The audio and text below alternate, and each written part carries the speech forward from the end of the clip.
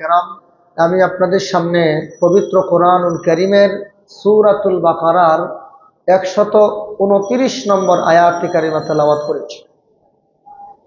আমার তেলাওয়াতকৃত আয়াতটি মূলত হযরত ইব্রাহিম আলাইহিস সালাতু ওয়াস সালাম ওনার একটা দোয়া, অর্থাৎ হযরত ইব্রাহিম আলাইহিস সালাম এবং ওনার ছেলে হযরত ইসমাঈল আলাইহিস সালাম ওনারা বাবা এবং ছেলে উভয়ে আল্লাহ পাকের ঘর বাইতুল্লাহ শরীফ নির্মাণ কাজ সমাপ্ত করার পরে আল্লাহর দরবারে কতগুলো দোয়া করেছিলেন। যে কয়েকটি দোয়া করেছিলেন এর মধ্যে অন্যতম একটি দোয়া হলো সূরা বাকারার 129 নম্বর আয়াতে কারিমা।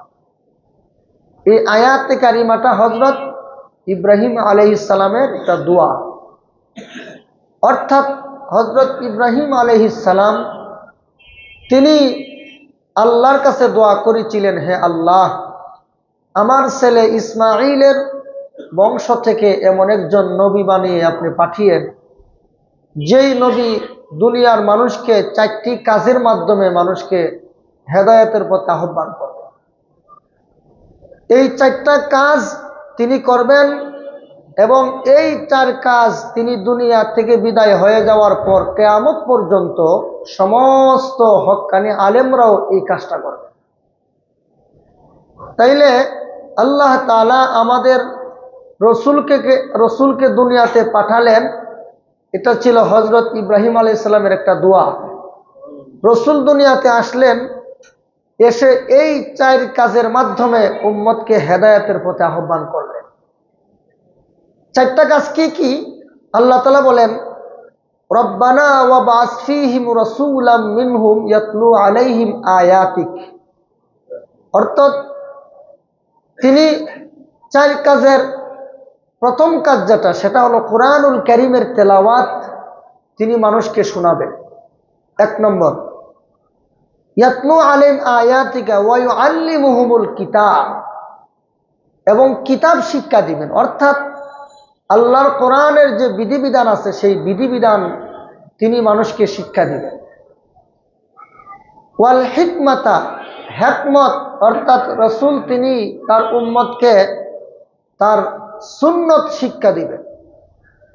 4 নম্বর, ওয়া ইউযাক্কিহিম, যে সমস্ত মানুষের আত্মা নাপাক আত্মাওয়ালা মানুষের আত্মাকে পবিত্র করে দেবেন। তো হযরত ইব্রাহিম আলাইহিস সালাম আল্লাহর কাছে দোয়া করেছিলেন তিনি যেন হযরত ইসমাঈলের বংশ থেকে একজন নবী পাঠান, যেই নবী উম্মতকে 4টা কাজের মাধ্যমে হেদায়েতের দিকে আহ্বান করবেন। 4টা কাজ কি কি? 1 নম্বর, কোরআনের বিশুদ্ধ তেলাওয়াত শোনানো। 2 নম্বর, কোরআনের বিধিবিধান, মাসআলা মাসাইল, হালাল হারাম, করণীয় বর্জনীয়, এইগুলো শিক্ষা দেওয়া। 3 নম্বর, নবীর সুন্নত শিক্ষা দেওয়া। 4 নম্বর, যাদের আত্মা নাপাক তাদের আত্মাকে পবিত্র করে দেওয়া রসুলের 4 নম্বর দায়িত্ব। আমাদের এই কথাগুলো সিরিয়াল বাই সিরিয়াল মনে রাখতে হবে। আমাদের রসুলকে আল্লাহ দুনিয়াতে কয় দায়িত্ব দিয়ে পাঠাইছেন? 1 নম্বর, কোরআনের বিশুদ্ধ তেলাওয়াত। 2 নম্বর, কোরআনের বিধিবিধান, মাসআলা মাসাইল শিক্ষা দেওয়া।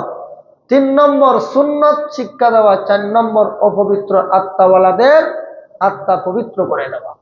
এই হলো রসুলের 4 কাজ। তো রাসূল করিম সাল্লাল্লাহু আলাইহি ওয়াসাল্লাম তিনি তার উম্মতকে কোরআনুল কারীমের তেলাওয়াত শোনাইছেন। এই কোরআনুল কারীমের তেলাওয়াত বর্তমান দুনিয়াতে কোথায় হয়?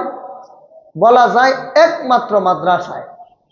আগে তো আমাদের বিভিন্ন ঘরেও কোরআনুল কারীমের তেলাওয়াত হতো, এখন আর কোনো ঘরে কোরআনুল কারীমের তেলাওয়াত হয় না।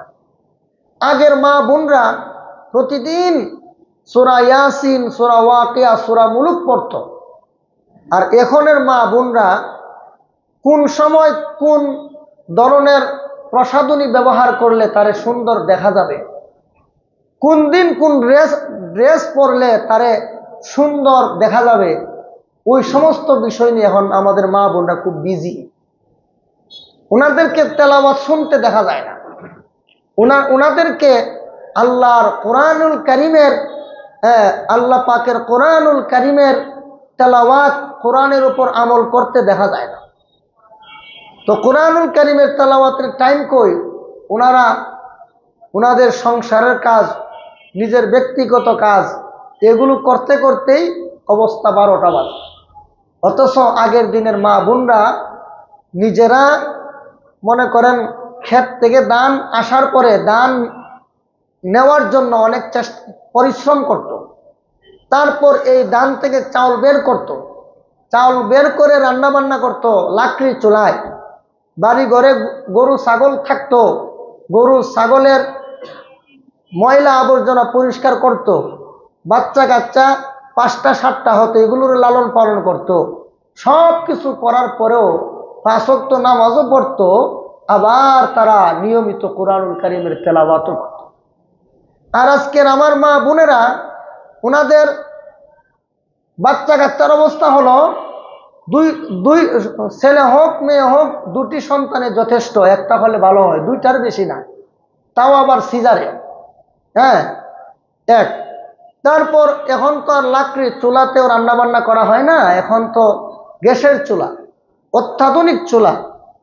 তারপর আগের দিনের মা বোনরা গ্রামে থাকতো, শ্বশুর শাশুড়ির খেদমত করত। হ্যাঁ, তারপর ওই ঘরে যদি স্বামীর ছোট ভাই বোন থাকতো, এদেরও খেদমত করত। আমরা দেখছি আমাদের বাড়িতে আমার বড় ভাই যখন বিয়ে করলো, তখন আমরা ছিলাম একেবারে ছোট্ট, আমার মা মারা গেছে একেবারে ছোট অবস্থায়। আমাদের লালন পালন কিন্তু আমাদের ভাবিরা করছে। এটা হলো আমাদের অবস্থা, বাস্তবতা। এখন আমরা ওই রকম দেখে আসছি।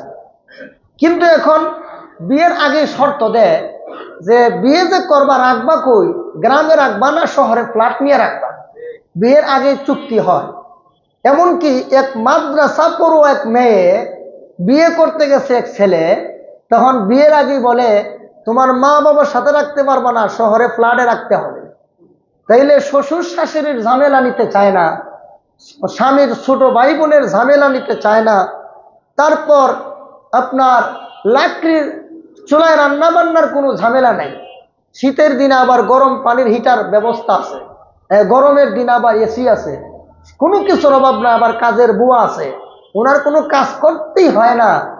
এরপরেও ওনার দেখা যায় কোরআনুল কারীম তেলাওয়াত করার সময় নাই, আল্লাহর হুকুম পালন করার সময় নাই, নামাজ পড়ার সময় নাই।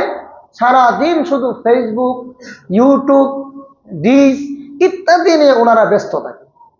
অনেক, আল্লাহ মাফ করুক, এই সমস্ত মহিলা এরা শুধু ঘরের ভিতরের এই অবস্থা না, ঘরের বাইরে যে তাদের কি অবস্থা, এটা একমাত্র আল্লাহ গফুর রহিম। সম্মানিত হাজিরিন, আল্লাহ তাআলা আমাদের মা বোনকে অনেক সম্মান দিয়েছেন।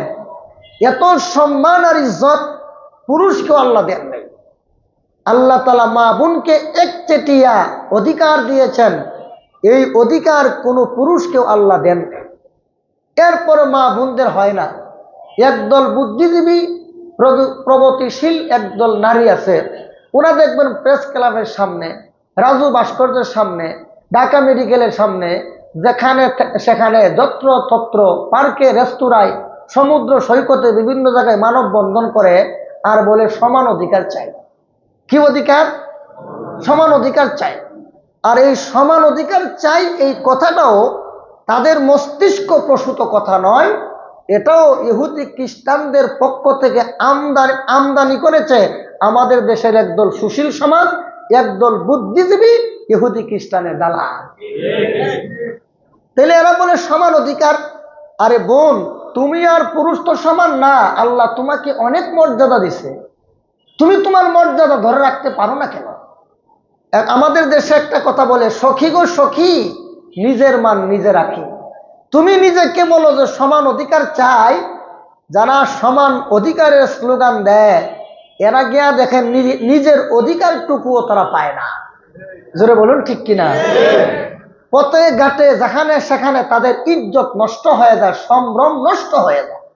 কারণ সমান, একটা বলেন তো দেখি, নারী আর পুরুষ সমান হয় কেমনে? একটা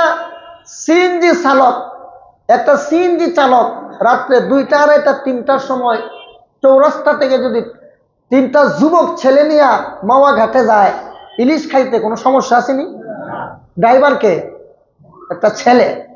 এখন যদি কোনো মেয়ে কয় যে সমান অধিকার চায়, একটা ছেলে যদি আর একটা যুবক 3টা ছেলেকে নিয়ে সিএনজি ড্রাইভিং করে মাওয়া যাইতে পারে, আমি একটা মেয়ে, আমি আর ছেলে তো সমান, আমিও রাত 2টা, 2:30টার সময় অপরিচিত ছেলে নিয়ে আমি দূরে কোথাও ড্রাইভিং করতে যাব, তাইলে কি ইজ্জতটা নিয়ে আসতে পারবে?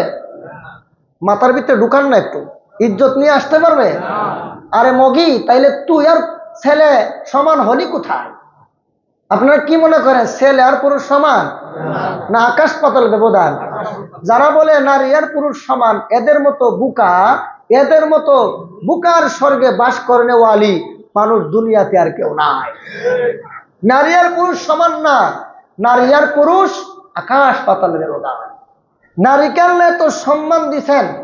একজন নারী, একজন মেয়ে যখন জাহিলি যুগে জন্মগ্রহণ করত, তখন যদি বলা হতো কেউ তোমার তো মেয়ে হইছে, আল্লাহ কোরআনে বলেন ওয়াইজা বুশিরা আহাদুহুম বিল উনসা যাল্লা ওয়াজহুহু মুসওয়াদ্দাও ওয়া হুয়া কাযীম। আল্লাহ জাল্লা শানুহু বলেন, আল্লাহ বলেন ও দুনিয়ার মানুষ শোনো, জাহিলি যুগে যখন কোনো মেয়েদের আগমনের বার্তা কোনো কাফিরের কাছে শোনানো হতো, তখন কাফির মুশরিকেরা তাদের চেহারা ফ্যাকাশে হয়ে যেত, মলিন হয়ে যেত, আর বলতো আর কোনো সংবাদ তোরা পাইলি না, মেয়ের সংবাদ দিতে আসছিস? মেয়েদেরকে জীবন্ত কবর দেওয়া হতো। কি অন্যায় ছিল? একটা মেয়ের কোনো অন্যায় নাই, একটা অন্যায় যে সে মেয়ে কেন। তাহলে মেয়েদের তো কোনো ইজ্জত আর সম্মান ছিল না। ইসলাম ধর্ম একমাত্র ইসলামী মেয়েদেরকে সম্মান দিয়েছে। দুনিয়ার ইহুদি খ্রিস্টান মা বোনদেরকে সম্মান দিতে জানে না। একমাত্র আল্লাহর কোরআন ইসলাম ধর্মের মাধ্যমে নারী জাতিকে সম্মান দিয়েছে। এখন একদিকে রাখছেন একটা গাঁজার মদের বোতল, আর একদিকে রাখছেন একটা দুধের গ্লাস। এখন যে বুদ্ধিমান সে বলবে সর্বনাশ, মদ খাইলে জীবন শেষ, গাঁজা খাইলে মদ জীবন শেষ, আমি ওইটা নেব না, আমি দুধ নেবো, নিলে আমার শরীরের মধ্যে পুষ্টি যোগাবে। বলেন বুদ্ধিমান যারা কি মদ গাঁজা নিবে? নিবে না। কোনটা নিবে? দুধ নিবে। কেন? এর মধ্যে উপকারিতা আছে, শারীরিক অনেক উপকারিতা রয়েছে। ঠিক তেমনি ভাবে একটা হলো আল্লাহর বিধান, আল্লাহর বিধানটা হলো দুধের মতো পবিত্র।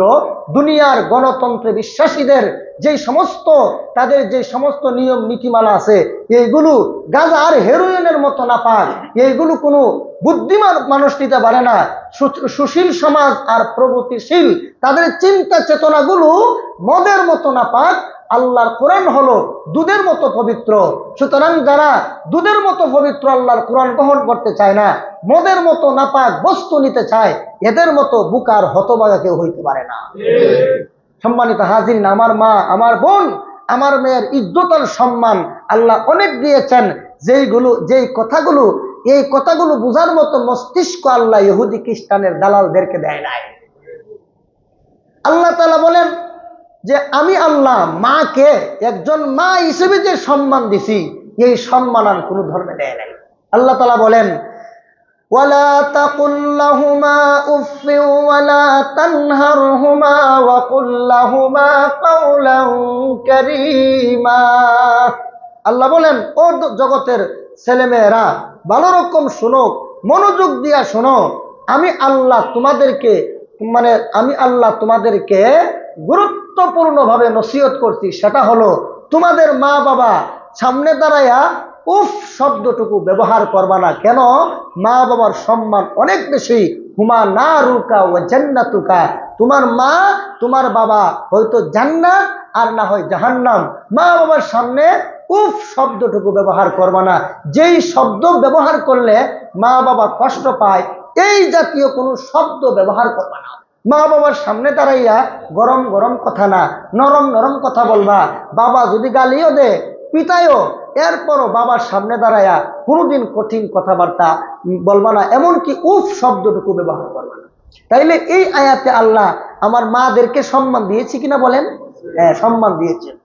এবারে বলে وقل لهما قولا كريما। তাদের সামনে সুন্দর সুন্দর কথাবার্তা বলো, নরম নরম কথা বলো। তাহলে মাকে আল্লাহ সম্মান দিচ্ছেন। শুধু তা না, এক সাহাবী এসে আল্লাহ রসুলকে বলে যে হুজুর আমি কার খেদমত করব? রসুল বলে তোমার মার। হুজুর এরপরে তোমার মার। হুজুর তারপর তোমার মার। হুজুর তারপর তোমার বাবার। 4টা প্রশ্ন করলেন, 3বারই রসুল মার পক্ষে গেলেন আর একবার শুধু বাবার পক্ষে গেলেন। জোরে বলুন সুবহানাল্লাহ। তাইলে মার কথা কয়বার আসছে? বাবার কথা একবার আসছে, একবার। তাহলে এখানেও আল্লাহ কাকে সম্মান, রসুল কাকে সম্মান দিল? মাকে সম্মান দিল। এরপরে আল্লাহ রসুল বলেন, যেই লোকের 3টা মেয়ে হয় আর দ্বীনের তালিম দিয়া নামাজি দিনদার আল্লাহওয়ালা ছেলের কাছে কেউ যদি বিবাহ দিতে পারো, আমি রসুল ঘোষণা দিলাম তোমার জন্য আল্লাহর তৈরি জান্নাত ওয়াজিব হয়ে যাবে। সুবহানাল্লাহ কোন। কিন্তু মেয়েদেরকে দ্বীনি তালিম দিতে চান না। বহুত নামাজি দেখছি এই জীবনে যে নামাজ পড়ে অথচ নিজের মেয়েটারে একেবারে বেপরদা কইরা নিজের বাবা রিক্সাত বইয়া মেয়েটারে একেবারে বেপরদা করা স্কুলে নিয়ে যা, তারপরে কলেজে নিয়ে যা। এই মেয়ে তোমার জন্য কাল হয়ে দাঁড়াবে কাল হাসরের ময়দানে। কইবা আল্লাহ, কইব মেয়ে, কইবা আল্লাহ এটা আমার বাপ ছিল না, এটা আমার শত্রু ছিল। দুনিয়াতে আমার খাওয়াইছে, পড়াইছে, পিন্দাইছে ঠিক, আমাকে জন্ম দিয়েছে ঠিক, কিন্তু তোমার হুকুম পালন করার জন্য কোনোদিন বলে নাই। সুতরাং আমি তো জাহান্নামে যাবই, আমার বাপ তার আগে শায়েস্তা করো, আমার সাথে আমি আমার মা বাপ দুটারে লইয়া জাহান্নামে যাবো, একা যাবো না। তখন রিক্সা দিয়া বেপরদা হয়ে মেয়ে নিয়ে যাওয়ার, মেয়ে স্কুলে নিয়ে যাওয়ার, কলেজে নিয়ে যাওয়ার কি যে মজা, কি পরিণতি সেদিন বুঝে আসবে কয় মন দানে কয় মন চাউল হয়। জোরে কোন ঠিক কিনা? তাইলে মেয়েকে দ্বীনি তালিম দিবেন, পর্দা করাবেন। পর্দা করাইলে আপনার মেয়ের সম্মান মর্যাদা অনেক বেড়ে যাবে। তাইলে আল্লাহ তাআলা নারী আর পুরুষ, নারীদেরকে আল্লাহ অধিকার বেশি দিচ্ছেন। আরেকটা উদাহরণ দিই, চমৎকার, মনে রাখেন। সম্মানিত মুসল্লিয়ানে কেরাম, আমাদের দেশের ছেলে এবং মেয়েদের বিয়ে হয়। আমি যে একটা মেয়ে বিয়ে করব, আপনি যে একটা মেয়ে বিয়ে করলেন, বিয়েটা কি শুধু ছেলের দরকারে না মেয়ের দরকারে? ও শুধু ছেলের দরকার, মেয়ের কোনো দরকার নাই। তাহলে ছেলে এবং মেয়ে উভয়ের প্রয়োজন কিন্তু বিয়ে। একটা মেয়ের যদি 20 বছর 30 বছর হয়ে যায় বিয়ে হয় না, মেয়েরাও অনেক কষ্টে থাকে এবং তার গার্জেনও কষ্টে থাকে। আরে আমার মেয়েটার বিয়ে হচ্ছে না, বিয়ে হয় না কেন? কারণ বিয়েটা মেয়ের দরকার। জোরে কোন ঠিক কিনা? তাহলে বিয়ে শুধু ছেলের দরকার না, মেয়েরও দরকার। আল্লাহর বিধান দেখেন, আল্লাহ বলেন যে একটা ছেলে একটা মেয়ে যখন বিবাহ বন্ধনে আবদ্ধ হবে, বিবাহ বন্ধনে আবদ্ধ হওয়ার আগেই এই ছেলে মেয়েরে কত দিবা দেনমোহর আগে ধার্য করো। কিন্তু আল্লাহর বিধান হলো কোনো মেয়ে কোনো ছেলেকে যৌতুক দিবে না। ইসলামে যৌতুক হারাম, যৌতুক হারাম, যৌতুক হারাম। পেশাব পায়খানা যেমন হারাম, যৌতুক ওই রকমের হারাম। কেউ যদি কতের পায়খানা খাই মানে কি করবেন? সর্বনাশ, এটা কি করে, তোর কি মাথা নষ্ট হয়েছে?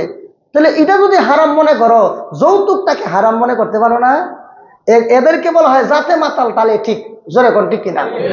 তাইলে আপনার একটা মেয়ে এবং ছেলে বিয়ে শাদীতে আবদ্ধ হওয়ার আগেই ছেলে তুমি কত দেন মোহর দিবা বলো, আরো নগদ, বাকিতে বাকির নাম ফাঁকি। জোরে কোন ঠিক কিনা? দোকানে লেখা থাকে বাকি চাহিয়া লজ্জা দিবেন না, কারণ বাকির নামই ফাঁকি। আরেক দোকানে দেখলাম লেখা আছে বাকি দেওয়া বন্ধ। তাহলে এই দেশের জনগণ বুঝে বাকির নাম যে ফাঁকি, বাকির নাম যে ভণ্ডামি, বাকির নাম যে ইত্রামি। সব জায়গায় বাকি না হলেও তোমার মোহরটা বাকি রাখো তুমি। এই জন্য মোহর একচেটিয়া একজন নারীর অধিকার, কিন্তু একজন নারী একটা ছেলেকে কোনো কিছুই দিবে না। এখানে কে জিতলো? আপনারা বলেন, কে জিতলো? মেয়ে জিতলো। কে জিতাইলো? ইসলাম জিতাইলো। ইসলাম জিতাইলো, আল্লাহ জিতাইলো, নবী জিতাইলো। তোমার আল্লাহ ভালো লাগে না, নবী ভালো লাগে না, ইসলাম ভালো লাগে না, তোমার মতো হতভাগার কেউ হইতে পারে না। তাহলে ইসলাম নারীদেরকে একচেটিয়া অধিকার দিয়েছেন, সমান অধিকার নয়। সমান অধিকারের স্লোগান দেয় কারা? অসভ্য আর বর্বর যারা। কারণ এরা দেখলো যে নারীদেরকে যদি, নারীদের সম্ভ্রম যদি পথে ঘাটে যেখানে সেখানে নষ্ট করতে হয়, তাইলে সমান অধিকারের স্লোগান দিতে হবে। সমান অধিকারের স্লোগান দিলে নারীরা পথে ঘাটে যেখানে সেখানে বেরিয়ে আসবে, আর তখন তাদের ইজ্জত নষ্ট করা যাবে পথে ঘাটে। এই জন্য একদল লম্পট, একদল ইসলাম বিদ্বেষী শক্তি এবং তাদের দালালরা বলে নারী আর পুরুষ সমান। ইসলাম বলে নারী আর পুরুষ সমান নয়। আল্লাহ জাল্লা শানহু নারীদেরকে একচেটিয়া অধিকার দিয়েছেন, যেই অধিকার ইসলাম ধর্ম ছাড়া দুনিয়ার কোনো ধর্ম দিতে পারে না। সমান বলে কেন? এই যে ধরাই দিলাম আঙ্গুল দিয়া, কি ধরাই দিলাম? যে মোহর একচেটিয়া। নারীর অধিকার কোনো নারী পুরুষকে দিবে না, বরং পুরুষ নারীকে দিতে হবে। এজন্য ইসলাম নারীদেরকে জিতাইছে। একটা উদাহরণ দিলাম, আরেকটা উদাহরণ দেয়। ইউসিকুমুল্লাহু ফি আওলাদিকুম লিযযাকারি মিসলু হাযযিল উনসায়াইন। আল্লাহ বলেন তোমাদেরকে গুরুত্বপূর্ণভাবে নসিহত করছি, তোমাদের সন্তানদের মধ্যে যদি ছেলে হয় মেয়ে হয়, তাহলে একটা ছেলে যা পাবে একটা মেয়ে তার অর্ধেক পাবে। এখানে আল্লাহ তাআলা নারীদেরকে বাবার সম্পত্তি অর্ধেক পাবে আল্লাহ ঘোষণা দিয়েছেন, আর একটা ছেলে পাবে ডাবল। এখন প্রশ্ন হলো, আমাদের দেশ থেকে বিতাড়িত মহাদানবে ক্ষমতায় আসার পরে ঘোষণা দিয়েছিল যে বাংলাদেশে নারী আর পুরুষদেরকে সম্পত্তিতে সমান অধিকার নিশ্চিত করব। এই ঘোষণা দিয়েছিল ক্ষমতা আসার পরে। আল্লাহ কয়, আমি আল্লাহর বিরুদ্ধে যুদ্ধ ঘোষণা করেছিলে। আল্লাহ এর পরের পৃষ্ঠা বলেন, তিলকা হুদুদুল্লাহ, এই যে ওয়ারিস, এই যে আল্লাহ পাকের যে বিধান, বাবার সম্পত্তি সন্তানরা কে কতটুকু পাবে, এগুলো আল্লাহর সীমা রেখা। এই সীমা রেখা যারা লঙ্ঘন করবে এরা চিরকালের জন্য জাহান্নামী। দুনিয়ার জীবনে 45 মিনিট সময় পায়, আর পরকালে চিরস্থায়ী জাহান্নামীর অধিকারী হবে। তাইলে বলেন, সম্পত্তিতে একটা ছেলে যা পাবে একটা মেয়ে কতটুকু পাবে? অর্ধেক পাবে। তাহলে মেয়ে কম পাইল না? একদল মাতাল আছে, মাতালের গোষ্ঠী আছে, এরা বলে এই তো মেয়েদেরকে কমাই দিল। আরে মাতালের গোষ্ঠী কম পেয়েও সে লাভবান হয়ে গেল, এটা বোঝার মতো মস্তিষ্ক তোদের নাই। যেমন আমি বলি, আমি আমার বাবার সম্পত্তি যা পাইলাম, এই সম্পত্তিগুলো আমার প্রয়োজনে খরচ হয়ে গেল, আমার সন্তান লালন পালনের পিছনে খরচ হয়ে গেল, আমার বউয়ের পিছনে খরচ হয়ে গেল, আত্মীয় স্বজন এদের পিছনে সব সম্পদ আমার খরচ হয়ে গেল। কি বলে? কিন্তু একটা মেয়ে বিবাহর আগে তার বাবার বাড়িতে থাকবে, বাবার হোটেলে খাবে, তার 1 পয়সাও কোনো খরচ নাই। জোরে কোন ঠিক কিনা? বিয়ের পরে একটা মেয়ে স্বামীর বাড়িতে যাবে, ওইখানে গিয়েও তার 1 পয়সাও খরচ নাই। কেন? একটা মেয়ের বিবাহর পরে একটা ছেলে তাকে খাওয়ান দিতে হবে, বাসস্থান দিতে হবে, তার ইজ্জত সম্মান রক্ষা করতে হবে একটা ছেলেকে। তাইলে বিয়ের আগে বাবার হোটেলে খায়, বিয়ের পরে স্বামীর হোটেলে খায়, 1 পয়সাও লাগে না। যার বাবার হোটেল আছে সে যখন বাবার হোটেলে সকালে খাইলো বিল লাগে না, দুপুরে খেলেও বিল লাগে না, রাত্রে খেলেও বিল লাগে না। কিন্তু যার বাবার কোনো হোটেল নাই, সে কি কোনো হোটেলে গেলে মাগনা খেতে পারবে না। ঠিক তেমনি ভাবে একটা ছেলে তার ব্যক্তিগত প্রয়োজনে, তার ছেলে মেয়ের প্রয়োজনে, তার বউয়ের প্রয়োজনে, আত্মীয় স্বজনের প্রয়োজনে ডাবল পেয়েও তার সম্পদ সব খরচ হয়ে গেল। কিন্তু একটা মেয়ে সিঙ্গেল পাওয়ার পরেও তার কোনো খরচ নাই, 1 পয়সা তার কোনো খরচ নাই। এবার আপনারা আপনাদের বিবেককে জিজ্ঞেস করুন, একটা মেয়ে সিঙ্গেল পেয়েও সে বাঘটা বড় পাইল কিনা? বুঝেন নাই কথা? এটা উদাহরণ দেই। উদাহরণ হলো, আপনার 2টা ছেলে, একটার বয়স 20 বছর, আরেকটার বছর মনে করে 7-8 বছর। আর আপনি বললেন, করে তোর বোনটারে একটু দেখে আস, কেরানীগঞ্জে দিলাম বিয়া, ওখানে গিয়া দেখে আস। তখন 2টা ছেলেকে পাঠাইলো। বড় ছেলেটাকে 5 কেজি মিষ্টি কিনে দিল, 2-4 কেজি ফল কিনে দিল, আর 500 টাকা দিল। দিয়া বলল, এই মিষ্টিগুলো ফলগুলো তোর বোনের বাসায় পৌঁছাই দিবি, আর আসা যাওয়া বাবদ 500 টাকা দিলাম, ছোট ভাই দিলাম সাথে। এই ছোটটায় সে আইসক্রিম খাইতে চাইলে খাওয়াবি, তারপর চিপস খাইতে চাইলে তাকে খাওয়াবি, তারপরে যা খাইতে চাই সব খাওয়াবি, আসা যাওয়ার বানা সব দিবি তুই। কত দিল? 500। তারপরও ছোটটাকে আরো 200 দিয়া দিল, বড় ভাই পাইল 500, আর ছোটটা পাইলো 200। বলেন বাঘ কোনটা বেশি? বড়টার বেশি। কেন? 500 টাকা। 500 টাকা বেশি না 200 টাকা বেশি? 500 টাকা বেশি। কিন্তু 500 টাকা বেশি হলেও যাতায়াত বাবদ খরচ হয়ে যাবে, রাস্তার মধ্যে নাস্তা খায়া খরচ হয়ে যাবে, ছোট ভাইয়ের পিছনে খরচ হয়ে যাবে, বাড়িতে ফেরার পরে দেখবে 1 পয়সাও তার পকেটে নাই। জোরে কোনটি কিনা? আর ছোট ভাই যেটা তার পকেটে যে 200 টাকা দিয়ে দিল, 200 রয়ে গেল। তাহলে 200 পাওয়ার পরে কিন্তু সে লাভবান, 500 পাওয়ার পরও কিন্তু সে ক্ষতিগ্রস্ত। কেন? তার খরচ আছে। কিন্তু ছোট ভাই 200 পাওয়ার পরও তার কোনো খরচ নাই, সে লাভবান। এই উদাহরণ যদি বুঝে থাকেন তাহলে ছেলে মেয়ে বাবার সম্পত্তির উদাহরণটা ঠিক এই রকমের উদাহরণ যারা বুঝে না, এদের মতো মাতালের গোষ্ঠী জগতে আর কেউ হইতে পারে না। আমাদের দেশের একদল নাস্তিক্যবাদী শক্তি, ভারতের দালাল, ইহুদি খ্রিস্টানের দালাল। এই ভারত আর ইহুদি খ্রিস্টানের দালালরা এরা এই সমস্ত কথা বলে নারী পুরুষ সমান অধিকার। কোনোদিন নারী পুরুষ সমান অধিকার হইতে পারে না। বরং আল্লাহ তাআলা নারীদেরকে একচেটিয়া বহু অধিকার দিয়েছেন, যেগুলো কোনো পুরুষকে দেন নাই। আর একচেটিয়া অনেক অনেক কাজ আল্লাহ নারীদেরকে দিয়েছেন, যেই কাজ কোনো পুরুষ করতে পারে না। যদি সব কাজই নারী আর পুরুষ সমানভাবে করতে পারত, তাইলে সমান অধিকার বললে খাটতো। কিন্তু অনেক কাজ আছে একজন নারী যা করে একজন পুরুষ করতে পারে না, একটা পুরুষ যা করতে পারে একজন নারী করতে পারে না। সুতরাং কিয়ামতের আগের দিনও নারী পুরুষ সমান হইতে পারে না। আচ্ছা, একটা কোন যারা সমান অধিকারের স্লোগান দেয়, যে সমস্ত ভারতীয় দালালরা, আমার ইহুদি খ্রিস্টানের দালালের চেয়ে ভারতীয় দালালরা আমাদের দেশের জন্য আরো বেশি ক্ষতিকর।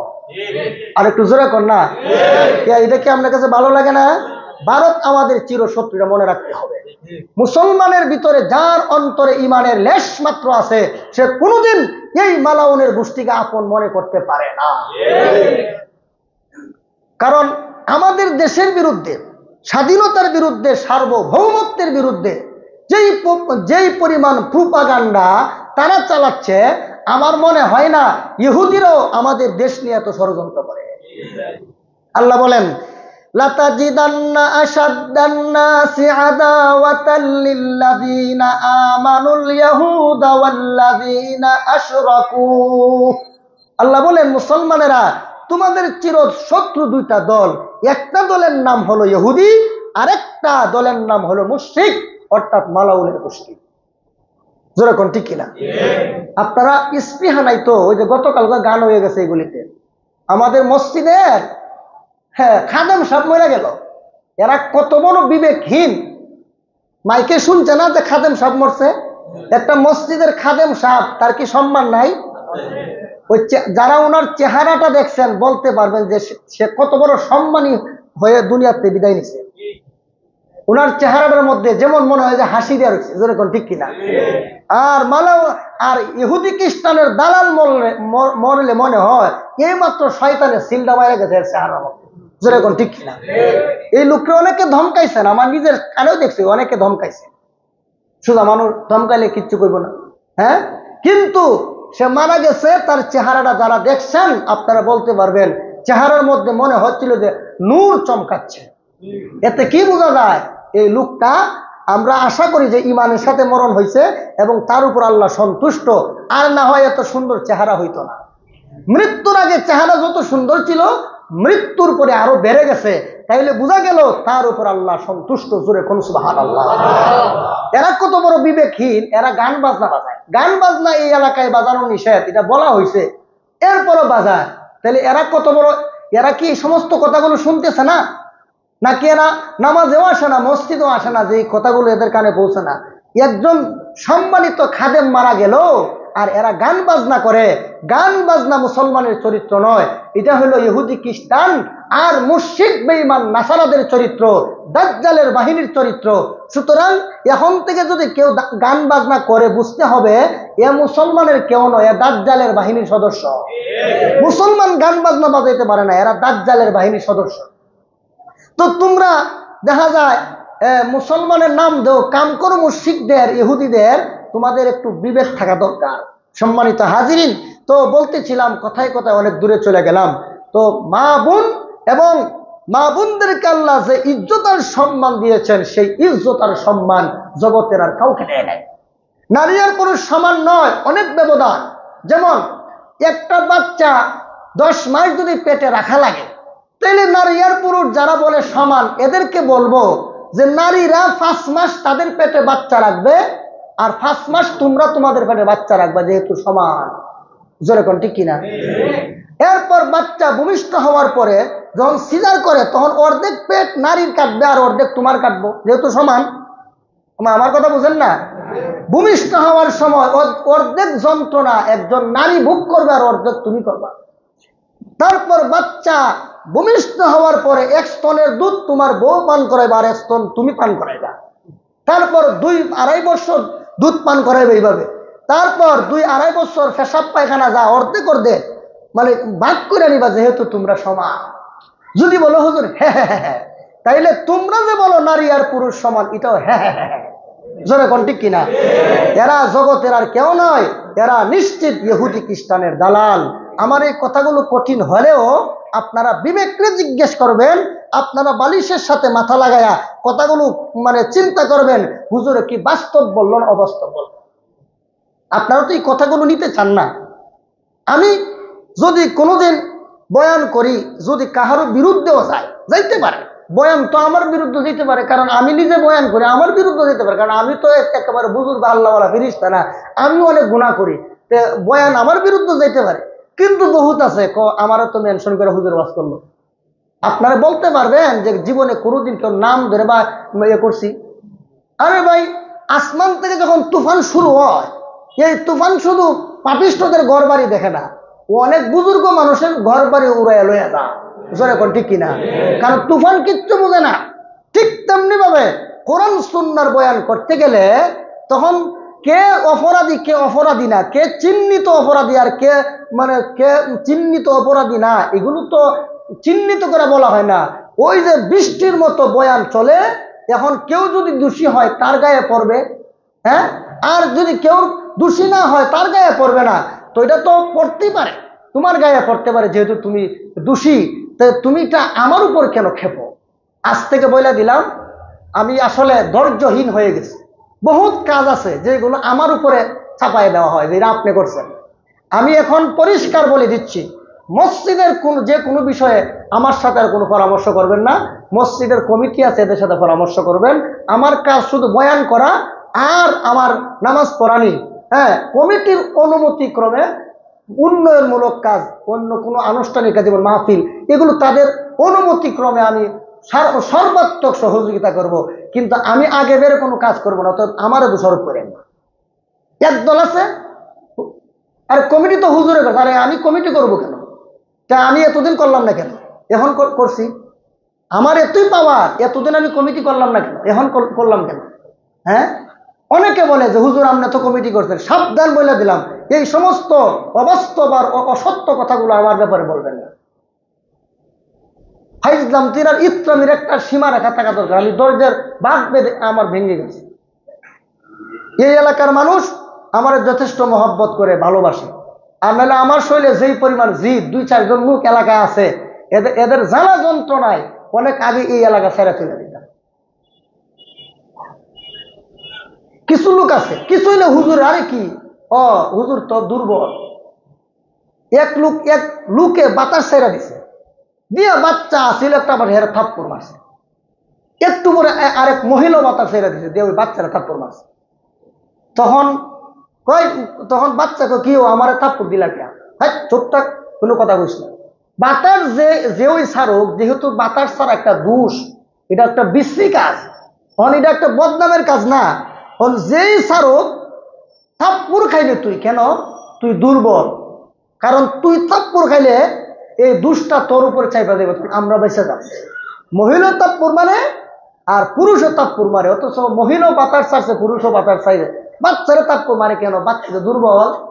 জোরে কোন ঠিক কিনা? আমরা যে দুর্বল অসহায়, এই জন্য আমাদের উপর খেপতে পারে। তবে আমরা এত দুর্বল না, সব মুসল্লি আমার সাথে আছে। জোরে কোন ঠিক কিনা? এত দুর্বল ভাববেন না যে 2-4 জন লোক হুমকি দমকি দিয়া মনে হয় কি করে ফেলাইবেন। জি না, আলেমরা এখন আর এত দুর্বল না, অনেক অনেক স্ট্রং আগের থেকে। আর আপনারা তো এলাকাতে আসেনি, এমন কথাবার্তা বলে যেগুলো খুবই কষ্টদায়ক, অথচ এই কাজগুলোর দ্বারে কাছেও আমরা নেই। আল্লাহ বলেন ওয়ামাকারু ওয়ামাকারাল্লাহ, ষড়যন্ত্র করো, এই ষড়যন্ত্রকারীদের সমুচিত জবাব দেওয়ার জন্য আল্লাহই যথেষ্ট। হ্যাঁ, বহুত ষড়যন্ত্র দেশে হয়েছিল, কোথায় ষড়যন্ত্রকারীরা কোথায়? নিস্তানাবুদ হয়ে যাবা, দেখবা এমন লাল বাতি আল্লাহ জ্বালায় দিব, তখন তোমাদেরকে খুঁজেও পাওয়া যাবে না। সম্মানিত হাজিরিন, এই জন্য বলতেছিলাম, এই যে কথাগুলো বললাম নারী আর পুরুষের সমান অধিকার নিয়ে, আপনারা বিবেককে জিজ্ঞেস করুন, নারী আর পুরুষ কি সমান না ব্যবধান? এখন আল্লাহ তাআলা নারীদেরকে এত সম্মান দিচ্ছে, ও নারী তোমরা এত সম্মানী। আচ্ছা, আমাদের দেশে স্বর্ণ দামি কিনা বলেন? এই স্বর্ণ রাখা হয় কোথায়? সিন্ধুকের ভিতরে, সুকেজের ভিতরে, ওয়ার্ড্রোবের ভিতরে, যেমন কোনো চুরে না দেখে, চুরে যেন লাগাল না পায়, কোন শিশু বাচ্চারাও যেন লাগাল না পায়, এমন ভাবে লুকায়া একটা সংরক্ষিত স্থানে একটা স্বর্ণ রাখা হয়। কেন রাখা হয়? কারণ স্বর্ণটা দামি। আর সিরা জুতা, যার ফিতাও সিরা, কই রাখেন? যেখানে মন সেখানে রাখেন, নিলে কেন সমস্যা নাই, কারণ সিরা জুতা এটার কোনো মূল্য নাই। জোরে কোন ঠিক কিনা? এই দুইটা উদাহরণ যদি বুঝেন, বেপর্দাশীল নারীরা হলো স্বর্ণের মতো দামি, বেপর্দা নারীরা সিরা জুতার স্যান্ডেলের চেয়েও কম দামি। মা যারা পর্দা করে এরা নিজেদের ইজ্জত আব্রুকে সংরক্ষণ করে, কেন? এরা দামি। জোরে কোন ঠিক কিনা? আর যে সমস্ত মহিলারা ফতে গাড়ে, যেখানে সেখানে, পার্কে, রেস্তোরাঁয়, হোটেলে, সমুদ্র সৈকতে যারা নিজেদের সৌন্দর্য প্রদর্শন করে, এরা আসলে স্বর্ণের মতো দামি না, এরা হলো সিরা জুতার চেয়েও এরা কম দামি। জোরে বলুন ঠিক কিনা? নারী আর পুরুষ, নারী এমন একটা জাতি, এদেরকে আল্লাহ অনেক সম্মান দিয়েছে, অনেক ইজ্জত দিয়েছে। আল্লাহ বলেন, ও নারীরা তোমরা এত দামি, আমি আল্লাহ তোমাদেরকে এত পছন্দ করি, তোমাদের আওয়াজটাও যেন ভিন্ন পুরুষে শুনে তোমাদের প্রতি লিপ্সা করতে না পারে।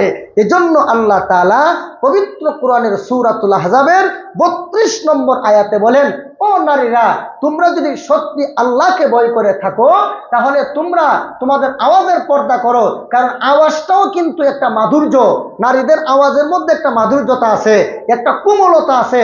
একদল লোক আছে নারীদের কণ্ঠ শুনে তাদের প্রতি লিপ্সা করতে চায়। আল্লাহ বলেন, ও দুনিয়ার নারী জাতিরা তোমরা তোমাদের আওয়াজের পর্দা করবে, কোনো পরপুরুষের সাথে কথা বলার সময় মিষ্টি সুরে কথা বলিও না। এটা কোন আয়াতে বলছে? সূরা আহজাবের 32 নম্বর আয়াত। আল্লাহ বলেন, ইনিত্তাকাইতুন্না ফালা তাখদা'না বিল কওলি ফায়াতমা'আল্লাযী ফী কলবিহি মারাদ ওয়া কুলনা কাওলাম মারুফা। আল্লাহ বলেন, ও জগতের নারীরা সত্যি যদি তোমরা আমি আল্লাহকে ভয় করো, তাহলে জেনে রাখো যে সমস্ত প্রত্যেকটা পুরুষের অন্তরে বিপরীত লিঙ্গ নারীর প্রতি লোভ আছে। এমন কোন জগতের পুরুষ নাই যে পুরুষটা একটা নারীর প্রতি আকর্ষণ নাই, প্রত্যেকটা পুরুষের আছে।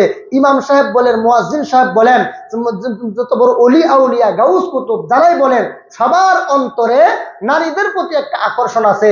কোনো ব্যক্তি যদি বলে যে হুজুর আমার মনে নারীর প্রতি কোনো লোভ নাই, তার মতো মিথ্যাবাদী জগতে আর কেউ হইতে পারে না। কেন? এটা আল্লাহর কথা। আল্লাহ বলেন, ফায়াতমা'আল্লাযী ফী কলবিহি মারাদ ওয়া কুলনা কাওলাম মারুফা। আল্লাহ বলেন, মানুষের অন্তরে নারীদের প্রতি আকর্ষণ আছে। এখন তুমি যদি মধুর সুরে, তুমি যদি তোমার সুমধুর কণ্ঠ দিয়া যদি তুমি পুরুষের সাথে কথা বলো, তাহলে পুরুষটা তোমার প্রতি লিপ্সা করবে। জোরে কোন ঠিক কিনা? যেহেতু নারীর কণ্ঠের মধ্যে একটা আকর্ষণ আছে, একটা মাধুর্যতা আছে, নারীর কণ্ঠ শুনলে পুরুষরা লিপ্সা করবে। এই জন্য মহান আল্লাহ তাআলা কোন নারীকে নবী বানায়া দুনিয়াতে পাঠান নাই, কোন নারীকে আল্লাহ মসজিদের মুয়াজ্জিন বানান নাই, কোন নারীকে আল্লাহ মসজিদের ইমাম এবং খতিব বানান নাই। কেন? কারণ মুয়াজ্জিন সাহেব যদি মেয়ে হয় আর যদি তার সুমধুর কণ্ঠে যদি মসজিদে আযান দেয়, এলাকার সমস্ত পুরুষেরা ওই মুয়াজ্জিন নারীটার প্রতি লিপ্সা করবে আর মনে মনে তাকে উপভোগ করার চেষ্টা করবে। একজন মহিলা যদি মসজিদের ইমাম হয় আর সে যদি নামাজ পড়ায়, পিছনে যে সমস্ত মুসল্লিরা নামাজ পড়বে, তখন সমস্ত মুসল্লিরা এই ইমামের কণ্ঠ শুনে আল্লাহর কোরআনের প্রেমে পাগল হবে না, ওই নারীর কণ্ঠে মুগ্ধ হইয়া নারীর প্রতি তার আকর্ষণ চলে যাবে আসছে নামাজ পড়ার জন্য। কিন্তু প্রত্যেকটা মুসল্লি পিছনে দাঁড়াইয়া দাঁড়াইয়া নামাজের মধ্যে ওই মহিলাটার প্রতি লিপ্সা করবে, মহিলার প্রতি সে কুধারণা করবে। এই জন্য আল্লাহ তাআলা কোনো নারীকে মসজিদের মুয়াজ্জিন বানান নাই, মসজিদের ইমাম খতিব বানান নাই। এমনকি আল্লাহ পৃথিবীর ইতিহাসে কোন নারীকে নবী বানিয়ে পাঠিয়েছেন এমন ইতিহাস নাই।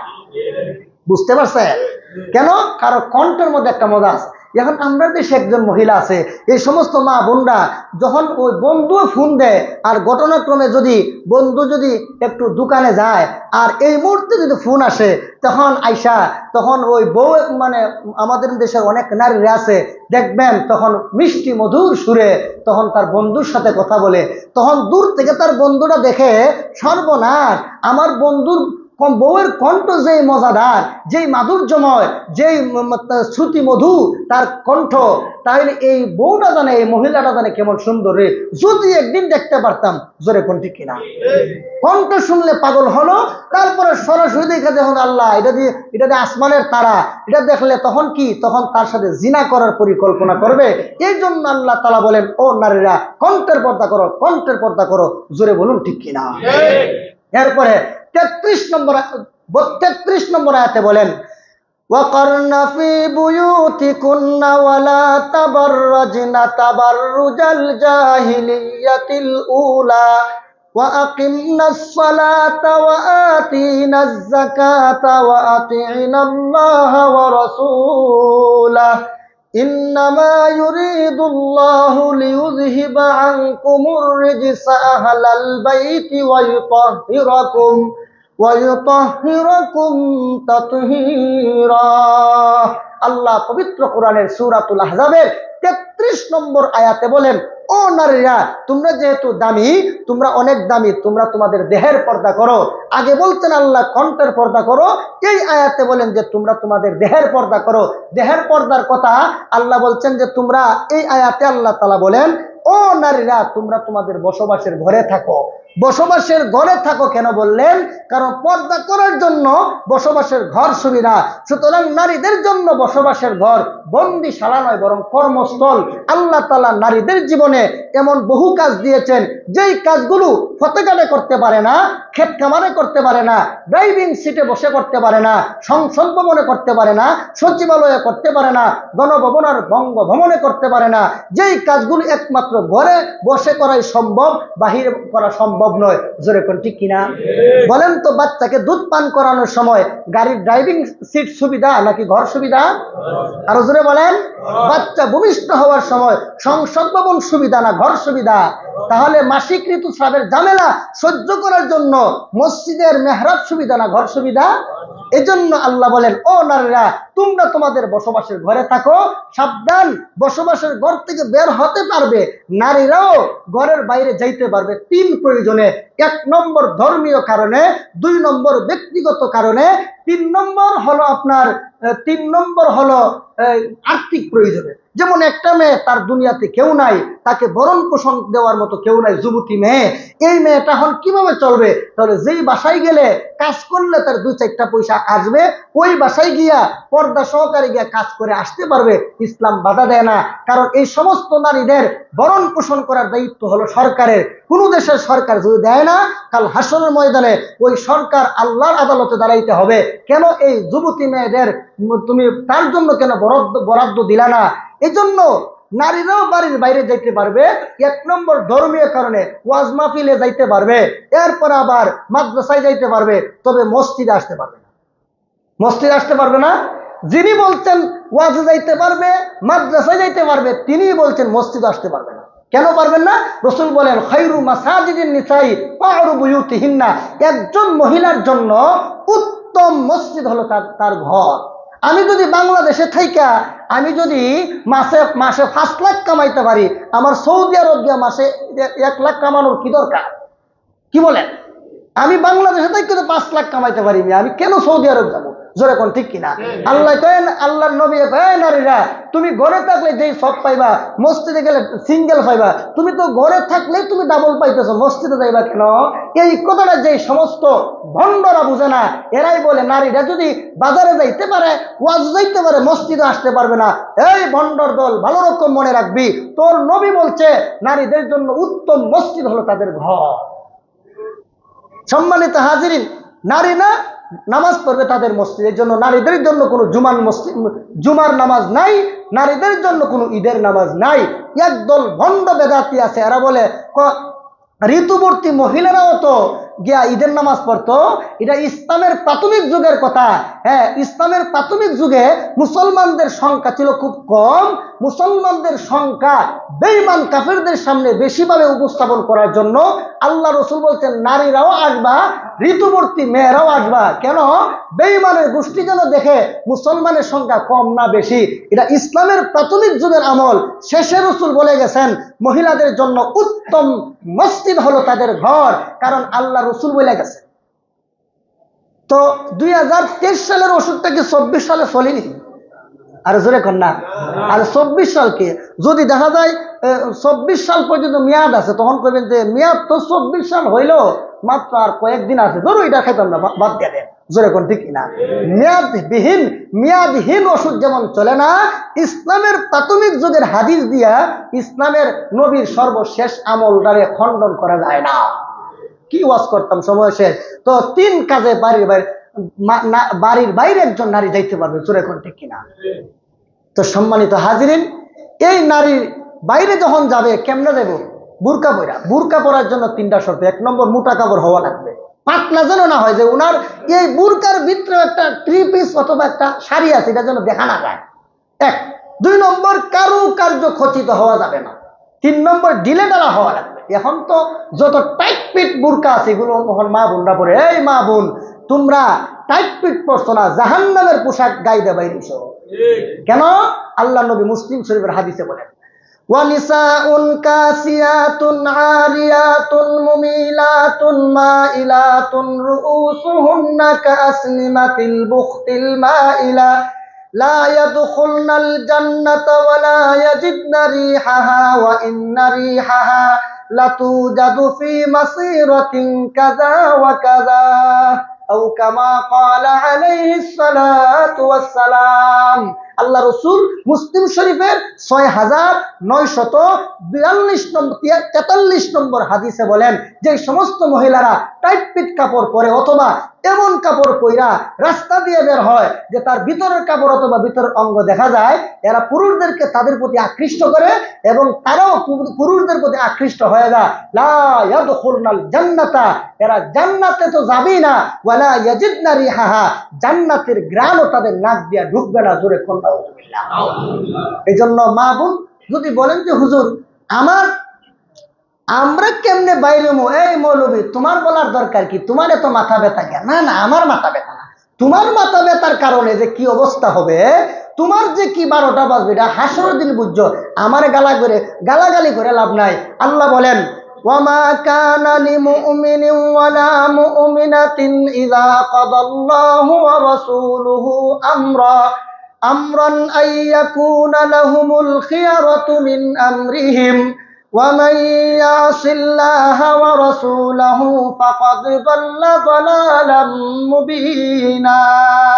আল্লাহ সূরাতুল আহজাবের 36 নম্বর আয়াতে বলেন, আল্লাহর পক্ষ থেকে যখন কোনো বিধান দেওয়া হয়, জগতের কোনো নারী এবং পুরুষ, জগতের কোনো মুমিন এবং মুমিনার এই অধিকার নাই যে আমি করলে করুম, না করলে নাই।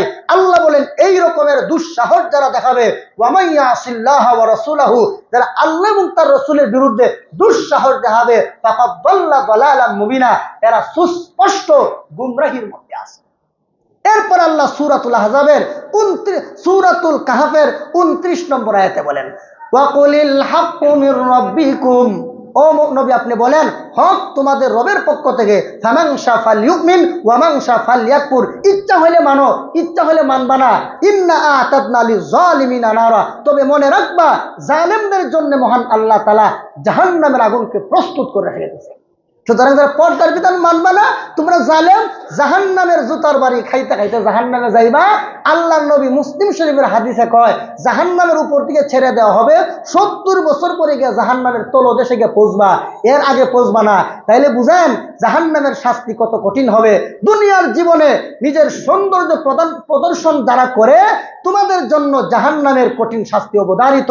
অতএব আল্লাহ তাআলা যেন আমাদের নারী জাতিকে, আমাদের সমাজকে যেন, এখানে আপনারা যারা আসছেন আজকে প্রতিজ্ঞাবদ্ধ হন, আমার মেয়েটা, আমার বোনটা, আমার স্ত্রী যেন কোনোদিন বেপরদা না হয়, এই প্রতিজ্ঞা করে আপনাদেরকে যাইতে হবে। মনে থাকবো তো ইনশাল্লাহ? বয়ান করতেছিলাম কোনটা আর গেছি কোনটা দেখছেন। বয়ান করতে চাইছিলাম সূরাতুল বাকারার 129 নম্বর আয়াত। ইব্রাহিম আলাইহিস সালামের দোয়া 4টা করছিল, ওটার দ্বারে কাছে না, আমি গেছি আরেক দিকে। এই হলো অবস্থা। যাই হোক, এই কথা কিন্তু বেতরকারি না, চরম পর্যায়ে সাইজ করে দিলাম। হ্যাঁ, সাইজের মাস্টার হইলাম আমি। সুরমুর না দিতে পারলো, যত বড় বাতিল শক্তি আসুক, সাইজ করবার লাগে আমার নিবে। কারণ এটা আল্লাহ আমার একটা আলাদা একটা প্রতিভা দিয়েছে। এটা হাযা মিন ফাদলি রব্বি, এটা আমার অহংকারের কিচ্ছু না, এটা আমার আল্লাহর দয়া আমার উপরে। জোরে কোন ঠিক কিনা? আল্লাহ তাআলা যেন আমাদেরকে তৌফিক দেন। আজকের মাহফিল আমাদের বার্ষিক মাহফিল। খুব আমরা তো অন্য এলাকার থেকে যদি মুসল্লি নাও আসে, আমরা এখানে যারা আছি, নিজ তলায়ও যারা আছি, তারাও যদি আমরা বলি যে আজকে দেখেন এই যে যারা কমিটির সদস্যবৃন্দ আছে, বলতেছেন তো এরা কি করে, এরা রাইট নাই দিন নাই খাওয়ার নাই, গলিতে গলিতে কারখানায় গিয়া হ্যাঁ, যে বেড়া গো ঝাড়ি শোনা লাগছে, 20 টাকার লেগে ঝাড়ি খান নাই দিতাম না, 20 টাকায় হয়ে যাও। কে তোমার যে একটা কার্ড দিলাম আর একটা সিডি দিলাম, এটার দাম হচ্ছে 20 টাকা। কি কর, কার্ডের দাম 20 টাকা না, নি 20 টাকাতে বিদায় করাবে। আরো ঝাড়ি কি মনে হয় যে আমরা খুব বড় ধরনের কবিরা গুণা করে লাগছি। আরে মিয়া, কবিরা গুণা করি না, তোমার জাহান্নাম থেকে বাঁচাইবার লেগে গেছি। তুমি যদি আল্লাহর ঘরে 10টা 20টা 100 টাকা দাও, তুমি জাহান্নাম থেকে বাঁচবা। 8 টাকা পয়সা তৈয়া যাবে দুনিয়াতে তোমার সম্পত্তি নিয়ে ছেলে মেয়েরা ঝগড়া করে মাথা ফাড়াইবো, আর তুমি জাহান্নামের শাস্তি ভোগ করবে। আমরা নিজেদের স্বার্থ যাই নাই, তোমাদেরকে জাহান্নাম থেকে বাঁচানোর জন্য রয়েছে।